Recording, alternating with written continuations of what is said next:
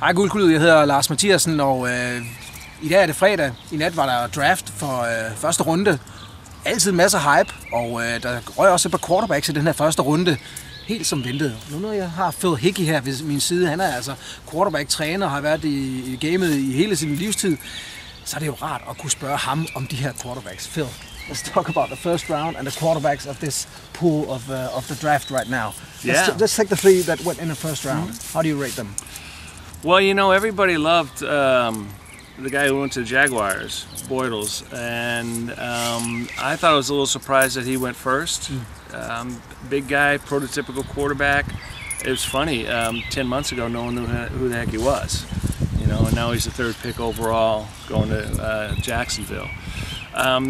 Problem with picking a quarterback that high is there's a lot of pressure for him to perform right away. You know, I think if I'm running a team and making those, I don't think I'd ever pick a guy in the first round. You know, when you look at the success of Russell Wilson, Colin Kaepernick, who are not first-round picks, I think you can get good quality. Tom Brady's, I mean, the perfect example of perfect quality, you know, in relation to investment for taking a guy. And this round was so deep. You know, everyone was talking obviously about Johnny Football, him dropping. I think he went probably about where he should go. And I think he's found a good place to go. It's going to be well received there. Blake Boy, you know, Jacksonville took a quarterback with their pick 2 years ago. A guy who was also kind of a year before not a big name and just rose up the charts. The guy I like is my hometown guy, Derek Carr, who hasn't been picked yet, but he'll go in the second round. Where do you think he will go? You know, yeah, there are still teams with needs there. I would love him to go to a place that has a legitimate starter, you know, New England, where he can go and Brady's going to play for another 2 years, maybe 3 years, or you know, Denver's a situation like that too, though they like their second guy. And so as long as he can go to a place where he can sit for a year or two and just watch and learn and not be thrown into the wolves like his brother was, David, you know, with Houston years ago, and just led the league in sacks for 3 years in a row and just got his butt kicked every Sunday.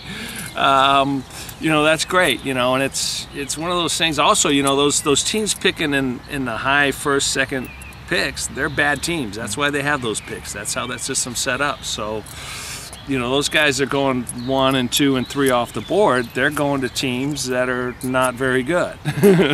So Jacksonville's got a great coaching staff, and I think Bortles will do well there. I don't know if they're going to give him time, you know. And then the third one that went is Teddy Bridgewater, who was on a roller coaster ride over the last 4 or 5 months.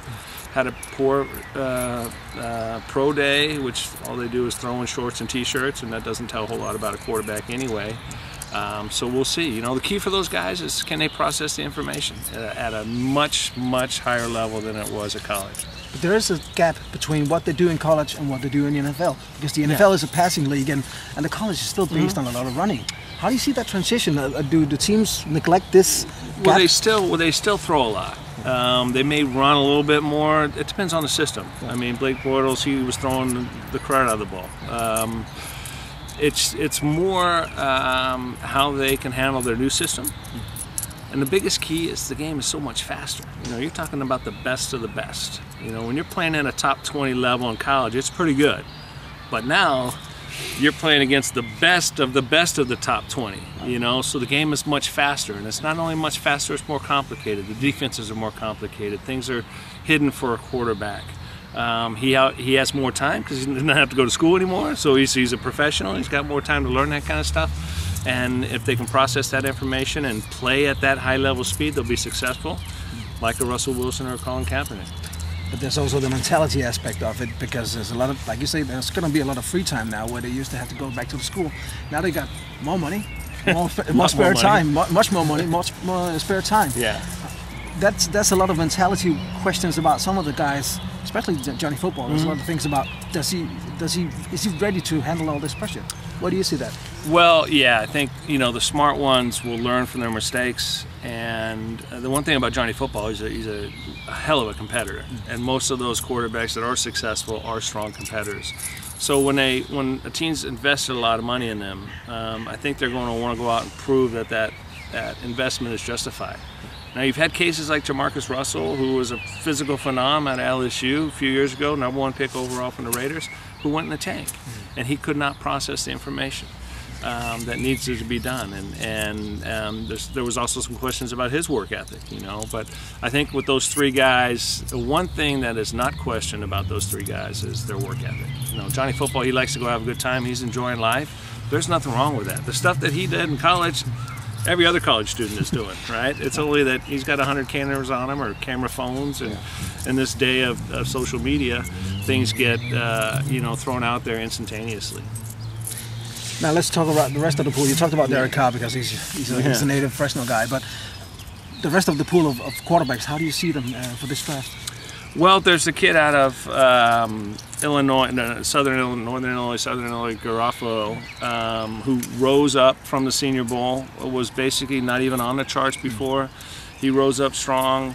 I think he's going to be a guy that if he goes in the second or third round and is able to sit and collect the information of the system and hopefully get some stability. You know, a lot of these guys, I think there was the case also with David Carr where he had multiple offensive coordinators throughout the years, or Mark Sanchez, and for 5 years he had 5 different coordinators, and that plays a big role in it too. You know, you get a system where Peyton Manning plays 17 whatever years in Indianapolis, he's got one coach and one system. You know, now the system is his. He's pretty much the offensive coordinator. So some of the other guys that are coming there, I think there's some guys that can play that are off the charts. And there's always that one sleeper, you know, that gets his opportunity and is able to prove it and have some success. I saw one draft analyst, pundit guy, saying this year could be the year of the second Tom Brady. I mean, somebody a hidden treasure in this quarterback pool. Yeah. Do you agree with that? I totally agree with that. You know, Brady was not a big name coming out of Michigan. He was in the last round and 6th round, number 199. Had a chip on his shoulder. Yeah. It wasn't the most physically dominant quarterback, but very, very with his mind, very strong, and was able to get a system. And when he got his opportunity, he took advantage of it. You know, and that's where I say I would rather have a quarterback with maybe a little bit limited ability and a much better capacity to process information, both his offense and the defense, than a guy with all the physical tools who can't. Because when you're playing at that level, it happens all so fast. You know, 25 plays second clock. You're up there, you're breaking the 100-yard line of scrimmage, and you got to process everything to distribute the ball as efficiently as possible, and that's the job of a quarterback. And some can do it, and those guys that are able to do it, Tony Romo, who went undrafted, you know, and guys that get drafted, if they're in that situation and prepare themselves, there's no question, because physical tools, you know, if they can make the throw, you know, one guy makes it that much harder or whatever, but if they're accurate and can make a throw, then the biggest difference is the mental aspect.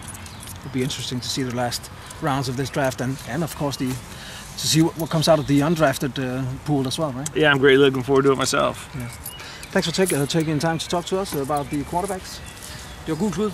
Lidt om quarterbacks i draften i det her år. Vi ses. Gul Klud TV, fordi vi elsker NFL.